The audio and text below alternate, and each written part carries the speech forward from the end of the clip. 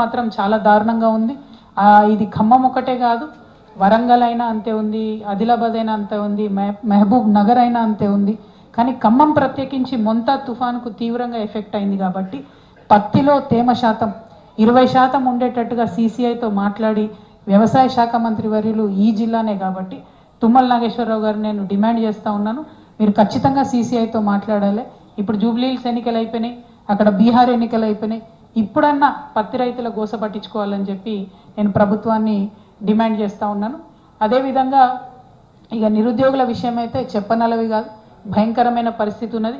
మాకంటూ ఒక job calendar వేయాలని చెప్పి వాళ్ళు డిమాండ్ చేస్తూ ఉన్నారు. ఎప్పుడు ఉద్యోగం అన్నా గవర్నమెంట్ గ్రూప్ 1 గ్రూప్ 2 అని చెప్పి మభ్య పెడుతున్నారు. కానీ చాలా ఎగ్జామ్స్ ఉంటాయి, జేఎల్స్ ఉంటాయి, డిఎల్స్ ఉంటాయి, డ్రగ్ ఇన్స్పెక్టర్స్ ఉంటాయి, అనేకమైనటువంటి డిపార్ట్మెంట్స్లో ఖాళీలు ఉన్నాయి. అవేవి కూడా వేయకుండా ఇబ్బంది పెడుతున్నారు. అన్నిటికన్నా ముందు మీరు అధికారంలోకి వచ్చిందే నిరుద్యోగులతోనన్న విషయం కాంగ్రెస్ పార్టీ గుర్తుపెట్టుకొని ఖచ్చితంగా ఒక స్పష్టమైనటువంటి జాబ్ క్యాలెండర్ ఇవ్వాలని చెప్పి నేను డిమాండ్ చేస్తూ ఉన్నాను. మరి అదేవిధంగా ఆపరేషన్ కగార్ పేరుతో పెద్ద ఎత్తున కేంద్ర ప్రభుత్వం చేసినటువంటి విధ్వంసాన్ని కూడా మనం దృష్టిలో పెట్టుకోవాలి. నేను మొదటి నుండి ఆపరేషన్ కగార్కి వ్యతిరేకంగా మాట్లాడుతూ వచ్చినాం. మావోయిజం కానీ నక్సలిజం కానీ అది శాంతి భద్రతల సమస్య కాదు, అది సామాజిక సమస్య. దాన్ని అదే కోణంలోంచి చూడాల్సినటువంటి అవసరం ఉంటుందన్న విషయాన్ని భారతీయ జనతా పార్టీ గుర్తుపెట్టుకుంటే మంచిది. ఇంకొక మాట కూడా నేను విజ్ఞప్తి చేస్తూ ఉన్నా, మనము ఒక పక్క బీఆర్ఎస్ ఒక పక్క కాంగ్రెస్ కొట్లాడుకొని రాష్ట్ర ప్రజలందరం కూడా బీజేపీని వదిలేస్తున్నాం. మనం యాక్చువల్గా పత్తి కొనాల్సిన బాధ్యత ఎవరిది? పత్తిలో తేమ శాతం డిసైడ్ చేయాల్సిన బాధ్యత ఎవరిది? భారతీయ జనతా పార్టీ నాయకులు తప్పించుకొని తిరుగుతూ ఉంటారు. ఇక్కడ పెద్దలు పొంగులేటి సుధాకర్ రెడ్డి గారు ఉన్నారు ఇప్పుడు బీజేపీలో, ఇఫ్ ఐఎమ్ నాట్ రాంగ్. అదేవిధంగా 8 మంది ఎంపీలను ఇచ్చినాం మనం, వాళ్ళు ఒక్కరు కూడా ఒక్కరోజు మాట్లాడతలేరు. బీసీలకు అన్యాయం చేసేది బీజేపీ పార్టీయే, అయినా ఒక్క బీజేపీ ఎంపీ మాట్లాడాడు. పత్తి రైతులకు అన్యాయం చేసేది వాళ్ళే, అయినా ఒక్క బీజేపీ ఎంపీ మాట్లాడరు. నేను డిమాండ్ చేస్తూ ఉన్న బీజేపీ ఎంపీలను, పత్తి రైతులకు తేమ శాతం పెంచేటటువంటి ప్రాథమిక బాధ్యత మీదే ఉంది. మీరు తప్పకుండా మీ మినిస్టర్ దగ్గర పోతారా, మీ మోడీ దగ్గర పోతారా, అమిత్ షా దగ్గర పోతారా, వాళ్ళ కాలు పట్టుకుంటారా, ఏం చేస్తారో చేయండి, కానీ పత్తి రైతుల్ని కాపాడండి అని చెప్పి నేను డిమాండ్ చేస్తూ ఉన్నా.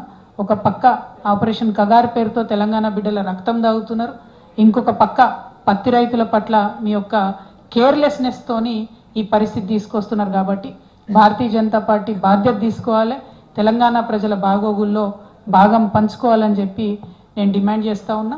మరి ఖమ్మం జిల్లాలో ఉండేటటువంటి ప్రజలకు మిత్రులకు మీరు జనంబాట కార్యక్రమంలో మిమ్మల్ని ఆదరించి ఎక్కడికి వెళ్తే అక్కడ సమస్యల గురించి సావధానంగా మాకు వివరించినందుకు మీ అందరికీ మనస్ఫూర్తిగా ధన్యవాదాలు తెలియజేస్తున్నాను. Thank you.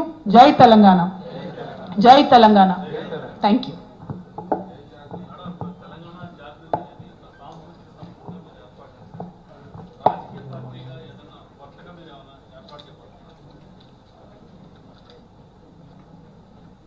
జై తెలంగాణ.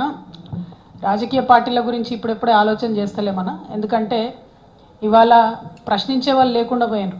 ప్రతిపక్షమైనా నిద్రపోతున్నటువంటి పరిస్థితి, పాలకపక్షమైనా నిద్రపోతున్నటువంటి పరిస్థితి. ప్రతిపక్షంలో ఉండి బాగా అనుభవజ్ఞులైనటువంటి కేసీఆర్ గారు, బీఆర్ఎస్ పార్టీ కూడా 20 ఏళ్ల తర్వాత కూడా అనేక తప్పుల వల్ల ఇలా 3rd టైం ఓడిపోయినాం అనుకుంటా ఉన్నా నేను. అందులో ప్రత్యేకించి ఈ జిల్లాకు సంబంధించి తుమ్మల నాగేశ్వరరావు గారు లాంటి ఎఫెక్టివ్ లీడర్ని వదులుకోవడం వల్లనే 3వ అధికారంలోకి రాలేకపోయినామని చెప్పి నేను బలంగా నమ్ముతా ఉన్నా. ఎందుకంటే ఎప్పుడైతే తుమ్మల నాగేశ్వరరావు గారు బయటకు వెళ్ళిపోయినారో ఆ తర్వాత రాష్ట్రంలో వాతావరణం బిల్డ్ అయిపోయింది, వారిని వదులుకున్నది బీఆర్ఎస్ పార్టీ. సో అంత అనుభవజ్ఞులే అన్ని తప్పులు చేసిండ్రు. సో నేను పార్టీ పెట్టాలంటే చాలా ఇంకా నేర్చుకోవాలి, ప్రజల దగ్గరికి వెళ్ళాలి, ప్రజా సమస్యలు గుర్తించాలి, ప్రతి జిల్లాకు తిరగాలి. అంతకుముందు నన్ను నిజామాబాద్లోనే కట్టేసిర్రు. సో నిజామాబాద్లోంచి ఇప్పుడు నేను బయటకు వచ్చి ఒక్కొక్క జిల్లాకు వచ్చి అందరినీ మళ్ళీ కలుస్తున్నా, మా జాగృతిని మళ్ళీ నిర్మించుకుంటున్నాం. జాగృతి క్యాడర్ నిర్మించుకోవడంతో పాటు నేను అక్కడ ఆయా జిల్లాల్లో స్థానికంగా ఉండేటటువంటి సమస్యల మీద అండర్స్టాండింగ్ తెచ్చుకుంటాను. నేను పార్టీ అనేది పెట్టినప్పుడు ఖచ్చితంగా అది ప్రజల పక్షాన, ప్రజలకు ఒక వజ్రాయుధం లాంటి పార్టీని నిర్మించే ఆలోచనలో ఉన్నది తప్పితే ఏదో పార్టీ పెట్టుకున్నామా, ఒక దాంట్లో పోటీ చేసినామా, తెల్లారి మాయమైపోయినామా, రేపు పొద్దున ఇంకోటి మాట్లాడినామా అన్నది కాకుండా ఒక స్టాండర్డ్ ఆల్టర్నేటివ్ పాలిటిక్స్ ఈ రాష్ట్రంలో నిర్మించాలి. అది పార్టీ పెడితేనే ఉండదు, పార్టీ పెట్టకుండా కూడా బోల్డంత రాజకీయాలు చేయొచ్చు. తెలంగాణ జాగృతి పుట్టినప్పటి నుంచి కూడా రాజకీయ అంశాల పట్లనే మాట్లాడుతున్నాం. తెలంగాణ ఉద్యమంలో కూడా మేము రాజకీయ అంశాలే మాట్లాడినాం. సో ఇప్పుడు కూడా రాజకీయ అంశాలే మాట్లాడతాం. పార్టీ పెట్టేది ఉంటే మంచిగా డంకా బజాయించి హైదరాబాద్లో ప్రెస్ మీట్ పెట్టి మీ అందరికీ చెప్పి పెడతాం. కాకపోతే చాలా ఇంకా నేర్చుకునేది ఉంది, చాలామందిని కలిసేది ఉంది. ఇప్పుడు ఉండేటటువంటి ప్రభుత్వాలు, అది కేంద్ర రాష్ట్ర ప్రభుత్వాల మీద ఒత్తిడి పెంచేది ఉంది కాబట్టి ఆ పనిలో ప్రస్తుతానికి బిజీగా ఉన్నాం. ఆ పని కొనసాగిస్తాం. Thank you.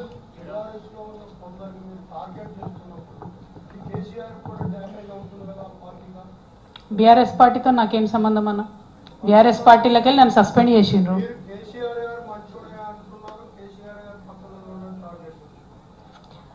అన్న ఒక్క మాట చెప్తా, ఒక నాయకుడి కింద, ఒక పార్టీ కింద నేను 20 సంవత్సరాలు పనిచేస్తాను. బయటకు వచ్చి ఆ నాయకుడు మంచివాడు కాదని చెప్పే అంత నీచమైన సంస్కృతి ఎవరికి ఉండకూడదు. పార్టీలోంచి నీ అంతటి నువ్వు వెళ్ళిపోయినా నోరు మూసుకొని ఉండాలి. ఎందుకంటే ఆ పార్టీలో మీరు చాలా రోజులు పనిచేశారు కాబట్టి. కానీ నా అంతటి నేను రాలే బయటికి, నన్ను బయటకు వేసిర్రు. నన్ను బయటకు వేయడంలో కొంతమంది కుట్ర చేసిర్రు, అది వాస్తవం. సో నా మీద ఎవరైతే కుట్ర చేశారో వాళ్ళ మీద ఖచ్చితంగా నేను మాట్లాడతా కదన్న. అది పాలిటిక్స్ కాదు. పెద్ద నాయకుడు కేసీఆర్ గారు, వారు లేకపోతే తెలంగాణ వచ్చేదే కాదు. వారు వచ్చారు కాబట్టి ఇవాళ ఖమ్మం టౌన్ డెవలప్ అయిందంటే అది 101% కేసీఆర్ గారు చొరవ అని, అది మీకు కూడా తెలుసు. ఖమ్మం టౌన్ ఇవాళ ఎక్కడికి పోయినా అద్భుతంగా హైదరాబాద్లో కనబడుతుంది. వెడల్పు రోడ్లు, పెద్ద బిజినెస్ సెంటర్లు వచ్చినాయంటే కేవలం బీఆర్ఎస్ పాలన వల్లనే వచ్చింది. అది కేసీఆర్ గారు ఆలోచన వల్ల మాత్రమే వచ్చింది. సో కేసీఆర్ గారు నేనేమనట్లే, ఎందుకేమనట్లే, ఆయన ఇట్లాంటి చిన్న చిన్న విషయాలు పట్టించుకోడు. కాకపోతే నన్ను కుట్ర చేసి నా కుటుంబానికి, నా పార్టీకి కాకుండా చేసిన వాళ్ళని డెఫినెట్గా అంటా కదన్న. మీరున్న అంటారు నా ప్లేస్లో, అనరాజం. నేను మనిషినే కదా కాబట్టి అంతే తప్పితే అది కూడా నేను ఒకటి మళ్ళీ గుర్తుపెట్టుకున్నాను, నేను ఎక్కడ కూడా వితౌట్ ప్రూఫ్ ఎవరి మీద కూడా అలిగేషన్ చేయను. నా జీవితంలో చేయలేదు, చేయను.